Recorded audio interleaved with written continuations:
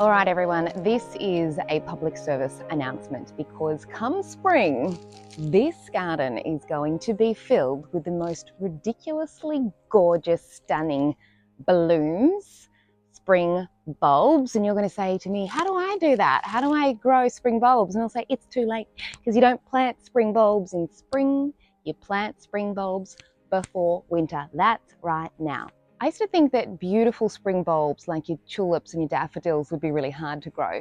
It turns out they're actually really easy to grow. It's just that you have to get the timing right. So it is time to get your bulbs in, these ugly looking things. It is time to get your ugly looking bulbs in the ground. So don't say I didn't warn you.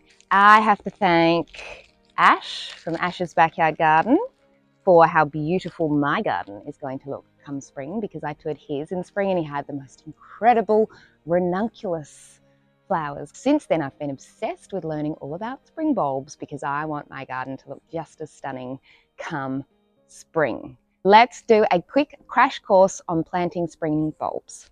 So how do you actually grow spring bulbs? These tips are straight from the Tesla How to Grow Bulbs and Perennials handbook. So before planting, store your bulbs in a cool and dry place. As for timing, the best time to plant them here in Australia is April or May because the soil has started to cool down. Warmer areas, it's best to wait until May. As for how deep to plant them, the general rule of thumb, 2 to 3 times their height. So bigger bulbs need to go in deeper. For ranunculus, the pointy bits should go down. For most other bulbs, the pointy bits go up. But if you forget, just stick them in sideways and they'll correct themselves, the clever devils. As for how close together to put them, that's a matter of preference. Planting close together will get you a vibrant, bunched look. Planting them a long way apart from each other can make them feel a bit lonely. Tesla likes to plant 2 to 3 bulbs in each of their holes. They say that gets maximum impact. As for the soil, any well-draining soil will do. If they are left in soggy soil, the bulbs will likely rot. Soils that are rich in organic matter will get you the best results. So while you don't need to add compost or manure, it will certainly help.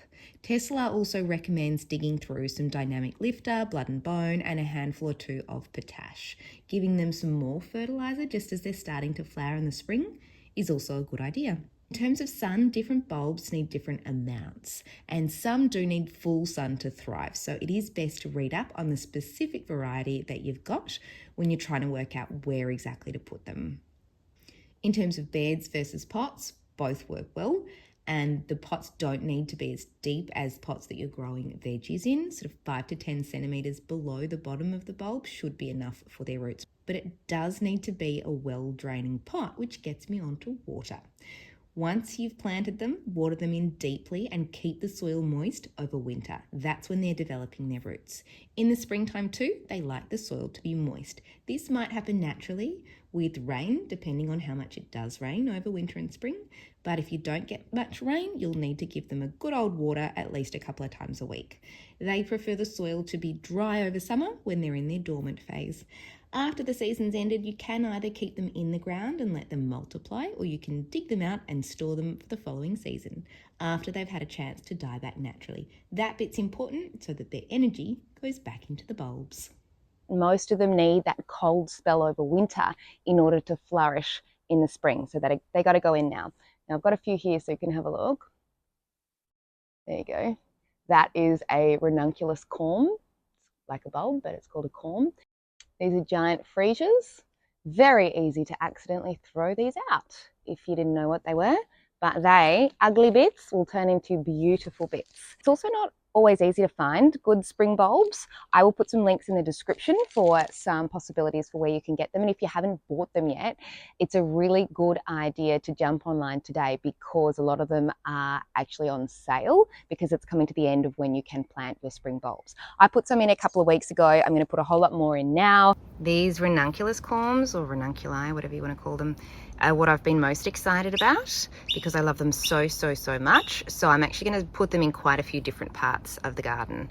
I'm going to pop some at the back here because I'm loving the look of sort of the cut flower look right at the back of my garden. They should get pretty tall too, and that way they won't take the sun away from other things I've got going on here. And I've also got an irrigation line through here, so it'll be really easy for me to keep them well irrigated. And I'm going to interplant them with other spring bulbs. I'm not going to go for the perfect look. I'm going to go for the sort of a little bit wild and crazy. A bit like me. That's me. I'm wild and crazy.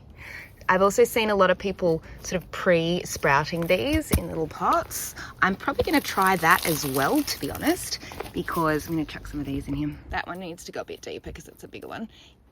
Apparently you can actually just sprinkle them all in and they should still grow quite well. I'm going to just pop things randomly everywhere. Here comes spring. Can't wait to see how they all turn out.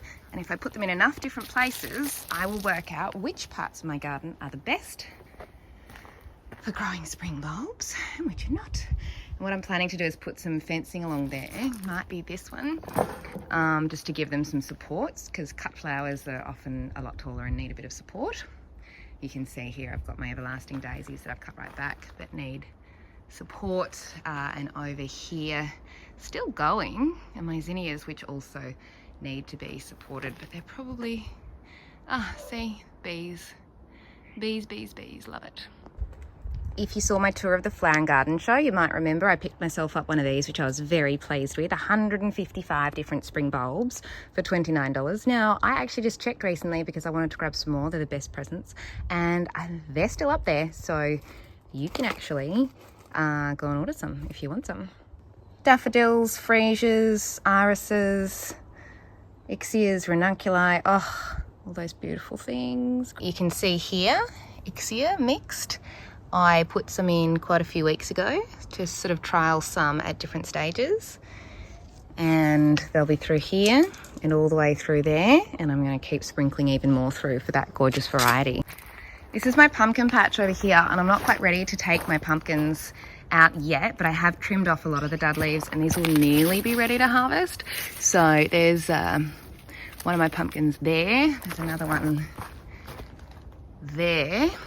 And I think I'm actually just going to turn this just into actually a flower bed because it'll look really nice from inside. So I'm going to sprinkle some in here. When I take my pumpkins out, I won't disrupt the roots. I'll just chop them and then I'll add an extra layer of soil on top, because you can see that bed is pretty empty because it's a new bed, so the soil's still been sinking. It's also got irrigation in here, which will make it a bit easier.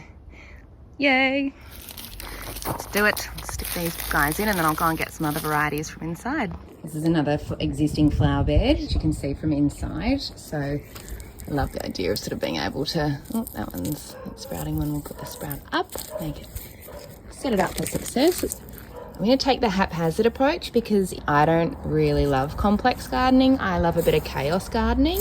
So if this looks beautiful come springtime, then I know that I can just do things the easier way.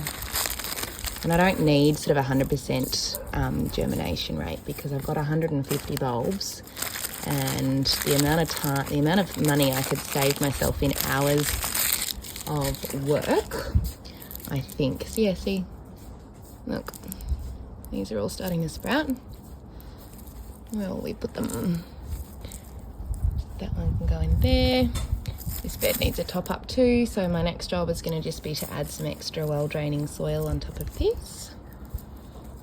Now, I'm the kind of person that tends to forget where I've put things because it'll be a long while before these turn into beautiful flowers. I have put a little reminder there for me where they are, and eventually that will also help as a bit of a support structure to make sure I don't plant anything else in there. I've stuck them in with my garlics. That may not be the right thing to do, so don't copy that. I haven't done that before, but I'm going to see how that goes. I just know that my garlics are going to be long, slow-growing crops, and I won't be planting anything else in there in the next sort of 6 months or so. So that should be relatively undisturbed. Now, if you want to see what else I'm growing in this beautiful garden, you're going to have to wait. That garden tour is coming soon.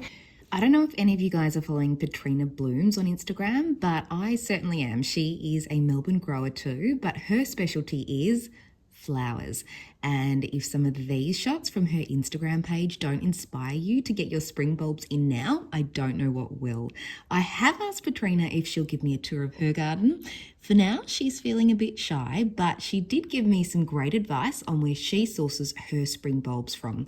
Tesselars and Red Earth Bulbs are two of her favourite suppliers.